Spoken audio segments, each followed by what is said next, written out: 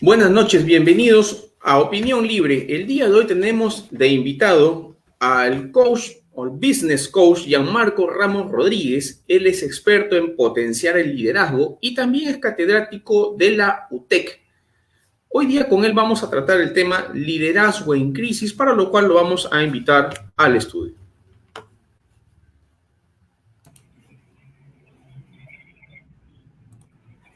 Buenas noches, Gianmarco, bienvenido. Hola Julio, ¿cómo estás? Buenas noches. Un gusto estar contigo y con todos tus digitales amantes a tu programa. Muchas gracias, Gianmarco. Bueno, estamos en una crisis y hay que saberla liderar. ¿Qué es un líder? Pues el que encabeza, el que dirige al grupo, el que le pone las ganas, inspiración, el alcanzar tu meta, es tomar la iniciativa, el que gestiona, convoca e incentiva al grupo humano, llámese partido político, llámese empresa, en fin, cualquier asociación humana. Ese es el líder. Y obviamente una crisis, pues, es un cambio radical, profundo, ¿no? Con consecuencias importantes, un cambio de pasiones, como lo que estamos viviendo ahorita a nivel mundial. ¿Cómo liderar en crisis? Algo, y esta no es una crisis cualquiera, ¿no? ¿Cómo liderar en el campo empresarial? ¿Cómo liderar en el campo de la medicina? ¿Qué puedes aportarnos en tu experiencia como coach en temas de liderazgo?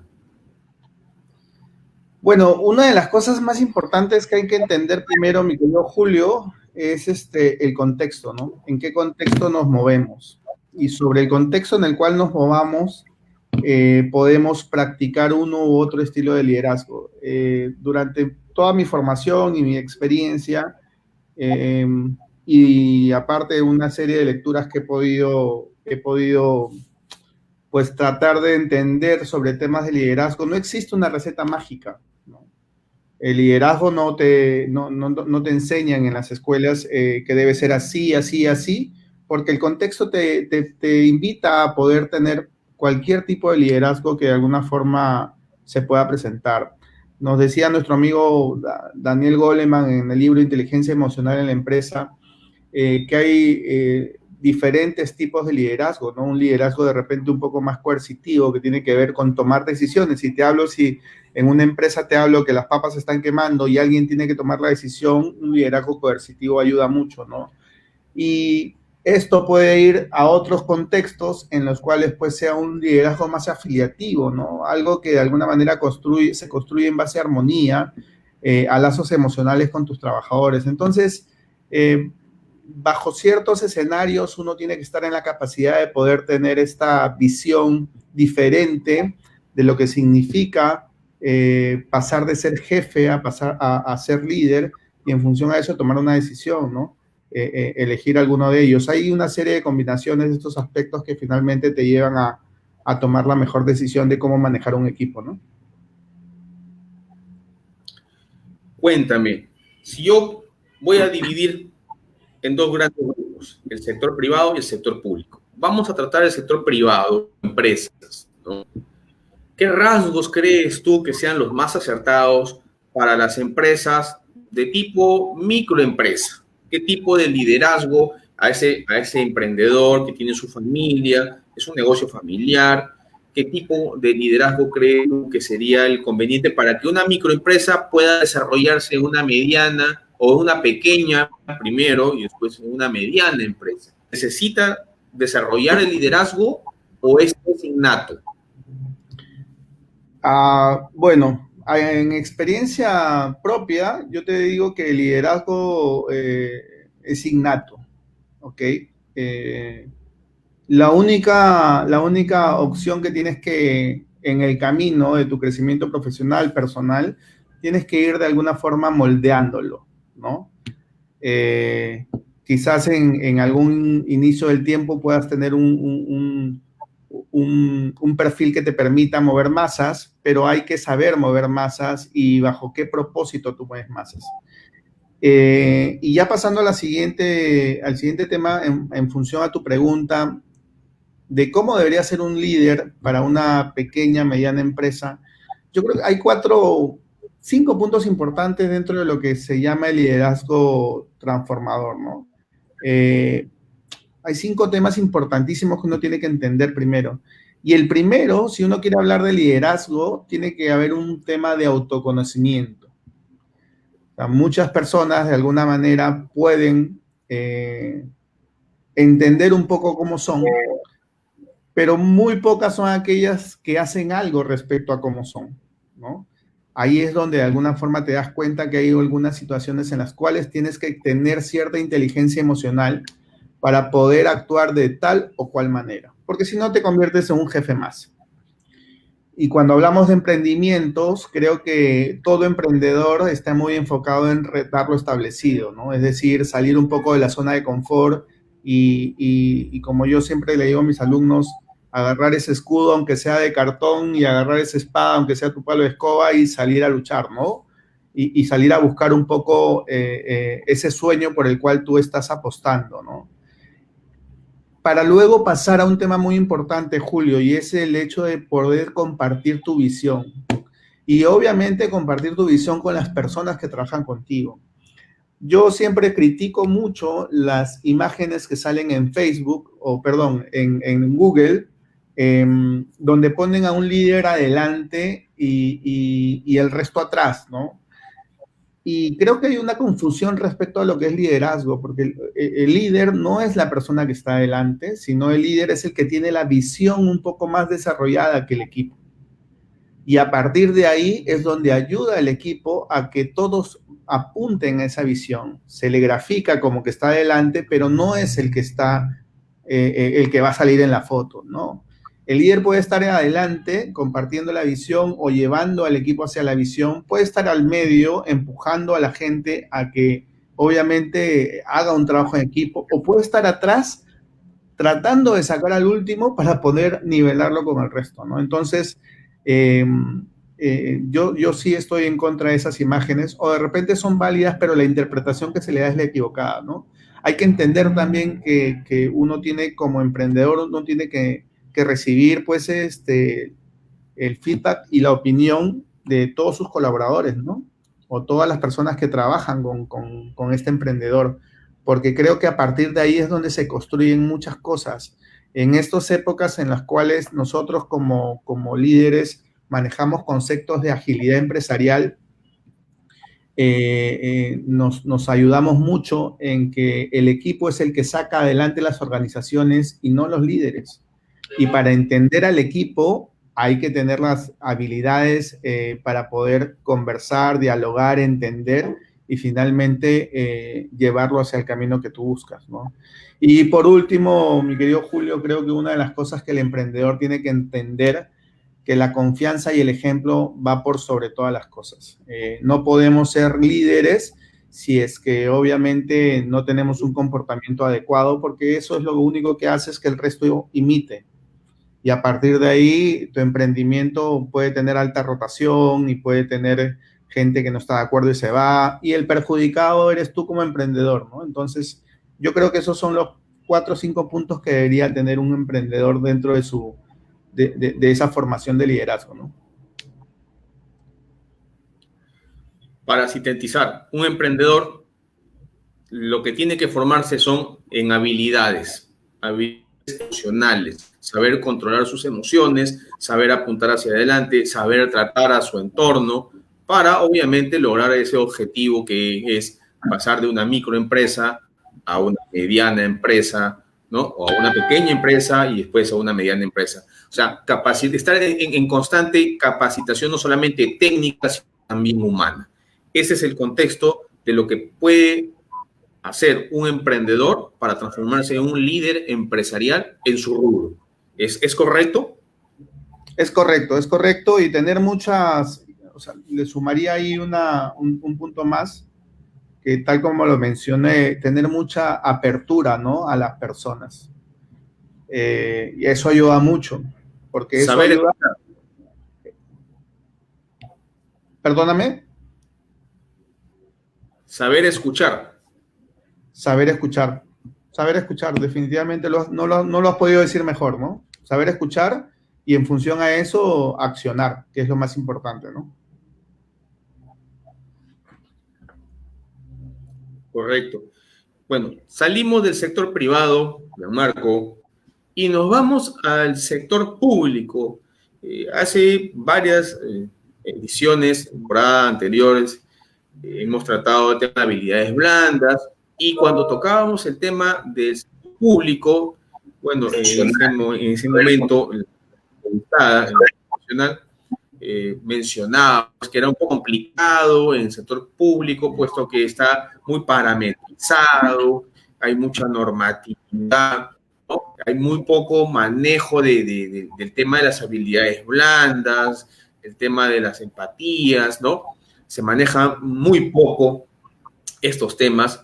¿Crees tú que en el sector público, estamos hablando un municipio, una unidad, una división de un municipio, un alcalde, un gobernador regional, una gerencia regional, el gobierno nacional, ministerios, exista o puede haber liderazgos? Sí hay liderazgos, definitivamente lo hay. Yo voy a decir de repente una palabra fuerte, ¿ya? Pero a veces el liderazgo se mezcla con compadrazgo. Yo he trabajado en el sector salud, he trabajado, empecé mi trabajo en Excel, Chiclayo, y obviamente yo he visto muchas cosas desde el inicio de mi carrera, ¿no? Y creo que esas cosas hicieron que me vaya un poco más al sector privado. Puede haber liderazgo, he visto liderazgos en entornos de la parte pública, pero acá hay un tema muy controvertido, es el hecho de que nosotros como autoridades públicas a veces nos enfocamos mucho a lo que el procedimiento tiene que decir, ¿no? Y nos olvidamos mucho de las personas. Ahí es donde está el problema, porque nos volvemos muy burocráticos. Y eso lo único que hace es aburre a la gente y por eso es que la gente que finalmente termina renunciando o buscando otras oportunidades.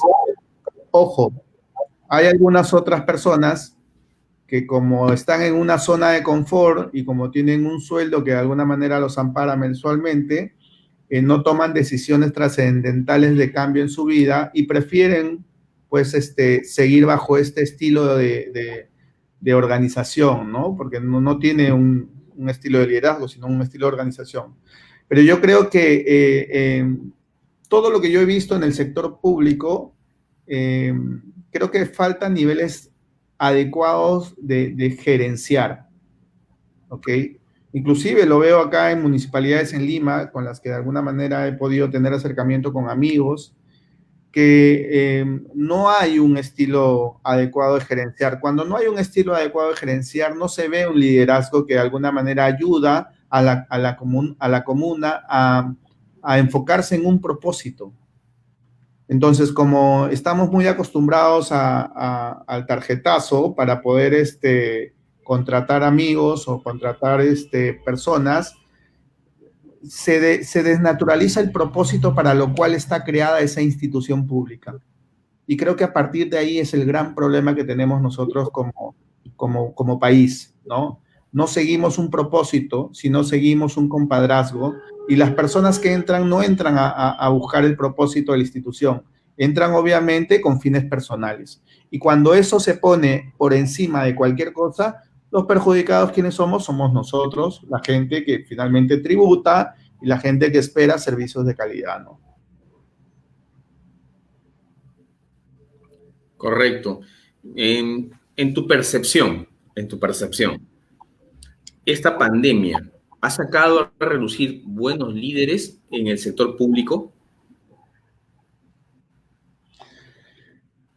Yo creo que esa es una buena pregunta, Julio. ¿Ya? Yo lo que hago es apartarme un poco de las noticias porque creo que en 47 años de mi vida no veo ningún buen resultado.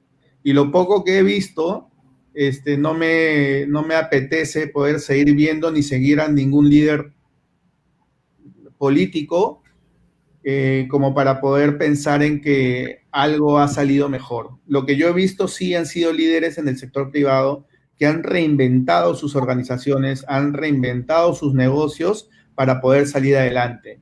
¿Ok? Se han saltado todos los pasos habidos y por haber para poder resurgir y para poder llevar un pan a la mesa en sus casas y en la casa de muchos peruanos. En el sector público, de verdad que seguimos dándole vueltas y seguimos dándole vueltas a lo mismo. Creo que la pandemia lo único que ha hecho es evidenciar que tenemos un sector salud pobre, con lo cual con varios cambios de ministros seguimos siendo un sector salud pobre. Entonces ahí te das cuenta que no existe un liderazgo que marque la diferencia, ¿no? Y creo que más notorio que eso no existe, ¿no? Digamos que estamos haciendo lo mismo y aún esperamos un resultado distinto, pero no hay nadie, no existe ningún líder dentro del gobierno que sea capaz de hacer algo diferente para tener un resultado distinto. ¿Será correcta esa apreciación? Es correcto. Para mí es eso, Julio. Finalmente no tenemos un abanderado que quizás con el ejemplo y con un CV impecable de cambio pueda cambiar un poco las organizaciones públicas, ¿no?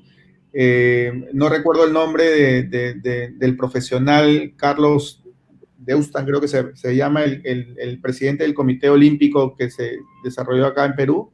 Creo que Neuhaus, creo que tiene las condiciones. Para mí es una opinión personal. Creo que para mí él está, en este momento está participando dentro de las internas de Acción Popular, creo, para poder postular como parte de la terna presidencial.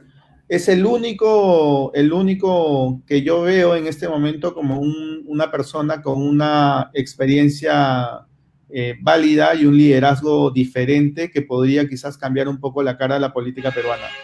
No soy partidario de ningún partido político, no tengo una bandera. Yo finalmente, al momento de tomar una decisión previas elecciones, lo hago razonablemente. No me inclino por ningún partido, pero me parece que esta persona es una de las cartas interesantes que podrían surgir.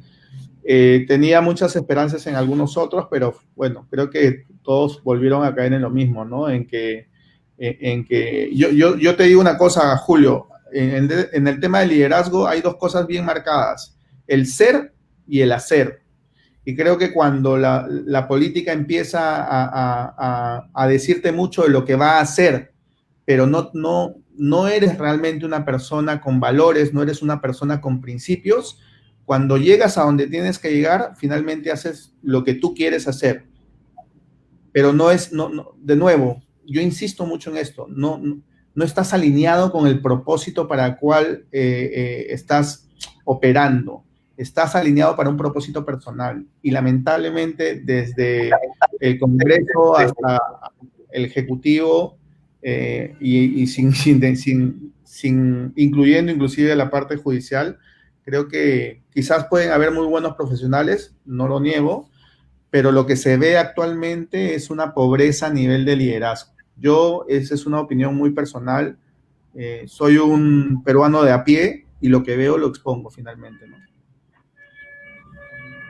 Bueno, Gianmarco, creo que así como tú, hay muchos peruanos que están pensando lo mismo y que en estas elecciones, porque ya, bueno, vamos a hacer el paréntesis, ya nos salimos un poco y entramos en un tema político, la va a tener complicada a la hora de votar porque es más de lo mismo, habiendo buenos títulos en carrera, pero eso será un análisis posterior.